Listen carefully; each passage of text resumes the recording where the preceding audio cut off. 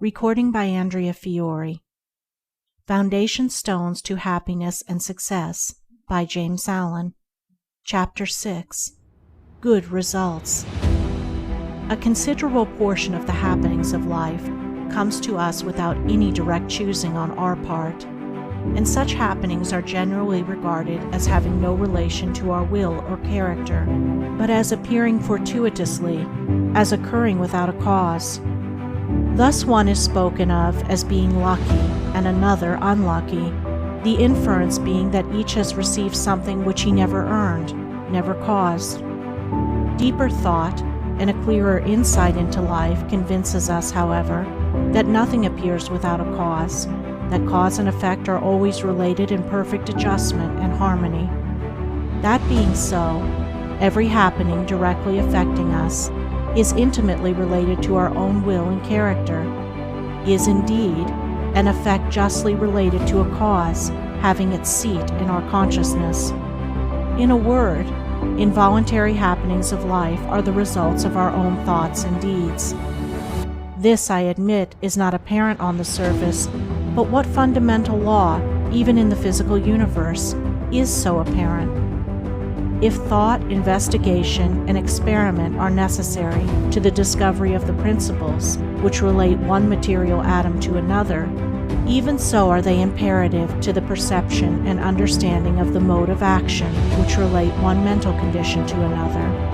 And such modes, such laws, are known by the right doer, by him who has acquired an understanding mind by the practice of true actions.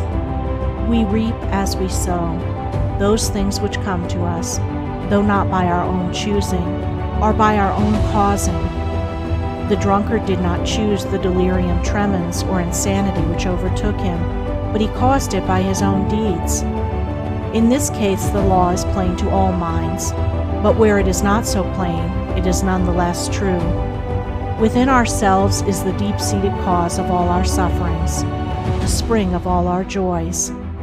Alter the inner world of thoughts, and the other world of events will cease to bring you sorrow. Make the heart pure, and to you all things will be pure, all occurrences happy and in true order. Within yourselves deliverance must be sought. Each man his prison makes. Each hath such lordship as the loftiest one's. Nay, for with powers above, around, below, as with all flesh and whatsoever lives, act maketh joy or woe. Our life is good or bad, enslaved or free, according to its causation in our thoughts. For out of these thoughts spring all our deeds, and from these deeds come equitable results. We cannot seize good results violently, like a thief, and claim and enjoy them, but we can bring them to pass by setting in motion the cause within ourselves. Men strive for money, sigh for happiness, and would gladly possess wisdom, yet fail to secure these things, while they see others to whom these blessings appear to come unbidden. The reason is that they have generated causes which prevent the fulfillment of their wishes and efforts. Each life is a perfectly woven network of causes and effects, of efforts or lack of efforts, and results. And good results can only be reached by initiating good efforts, good causes. The doer of true actions, who pursues sound methods, grounded on right principles, will not need to strive and struggle for good results. They will be there as the effects of his righteous rule of life. He will reap the fruit of his own actions, and the reaping will be in gladness and peace. This truth of sowing and reaping in the moral sphere is a simple one, yet men are slow to understand and accept it. We have been told by a wise one that the children of darkness are wiser in their day than the children of light. And who would expect, in the material world, to reap and eat where he had not sown and planted?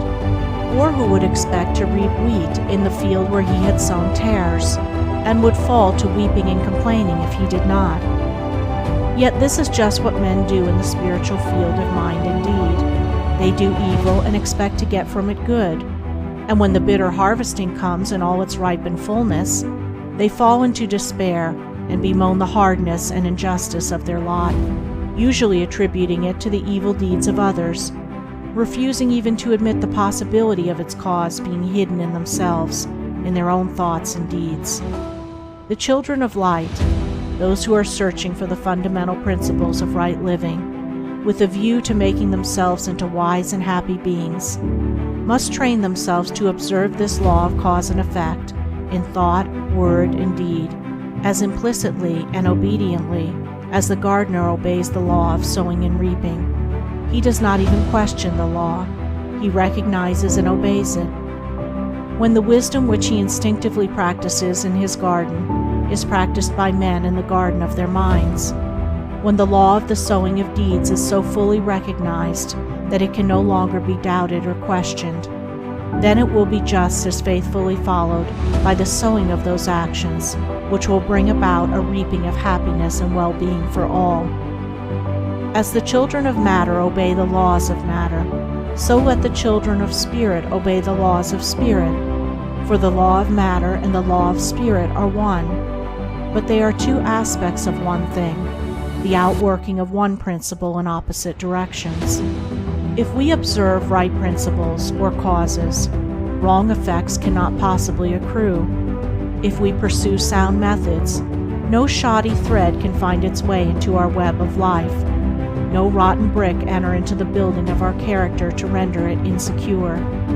And if we do true actions, what but good results can come to pass? For to say that good causes can produce bad effects is to say that nettles can be reaped from a sowing of corn.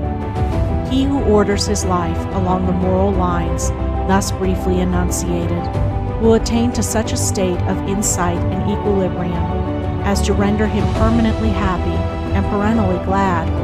All his efforts will be seasonally planted. All the issues of his life will be good.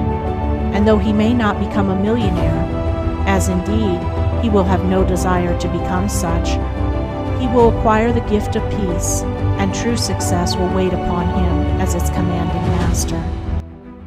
End of Chapter 6. Recording by Andrea Fiore.